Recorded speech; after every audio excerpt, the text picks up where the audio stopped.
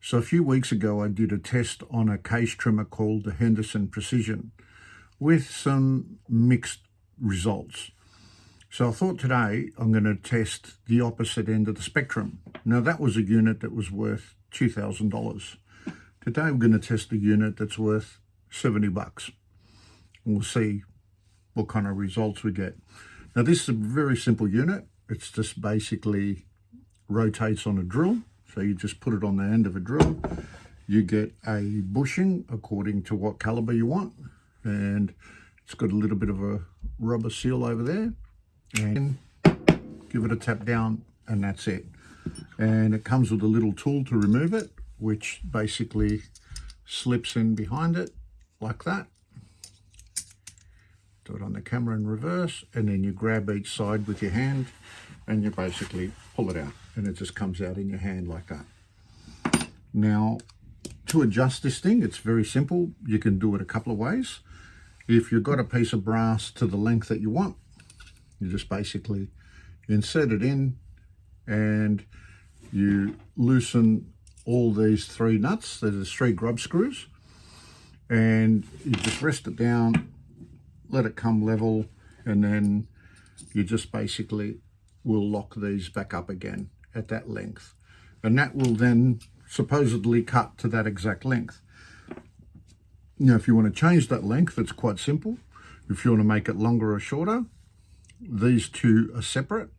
So you can either loosen the top grub screw and insert your feeler gauge of what distance you want to alter, and then lock it up and then loosen the bottom and bring it up, or the other way around.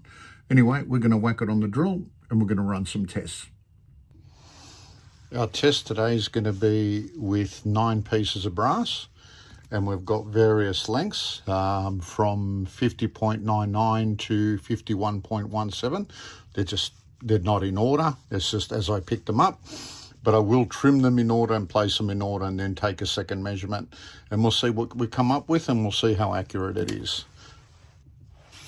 Now, how this is meant to work, you start the drill and you insert the brass whilst the drill's still turning, and then you remove it whilst it's still turning, and then you go down to the next one.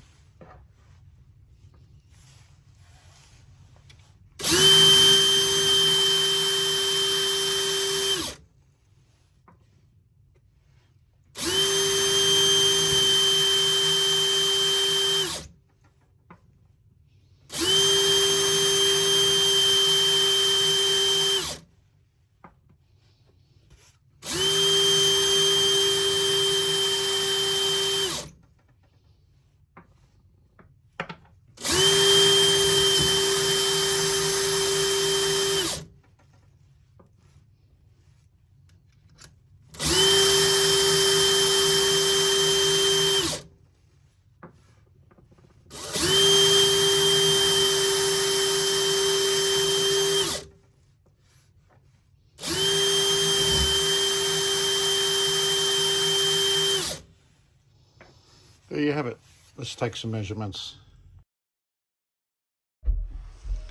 Okay, so the results are in, and I think you're going to be as surprised as I am. So this was the before and this is the after. Now, if you have a look there, that's very consistent. We've got 1, 2, 3, 4 cases that are exactly on 50.96. And we have another 2 cases that are 0.95, so that's very, very close. I mean, that you can't get closer than that.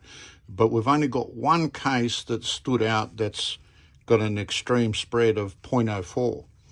Now, if you remember on the Henderson, we had up to a 0.05 extreme spread. So, I don't know. $2,000, $70, you make the decision.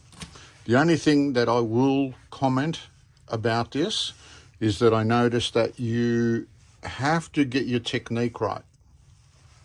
And what I found is, to make it more even, is as you go in, you've got to give it a little bit of a rotation as well. And that seemed to uniform the cut and make it a lot flatter. But I'm pretty impressed with it. What do you think?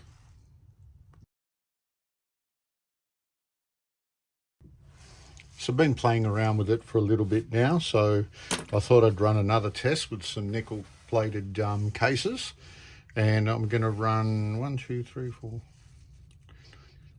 13 cases through it and see what result we get.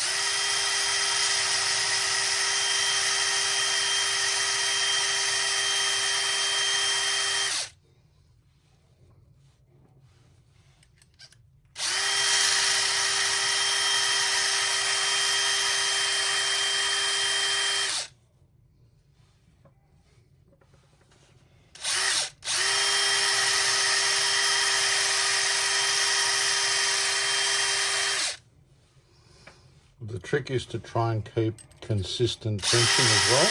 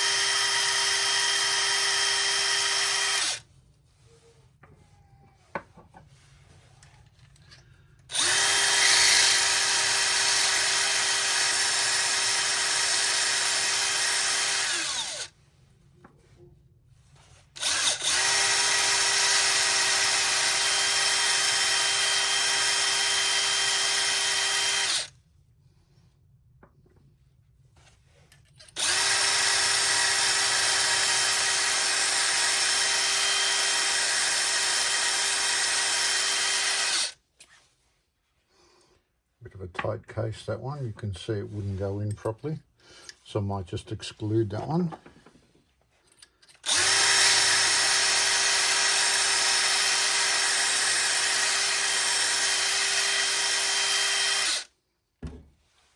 Okay, let's measure up.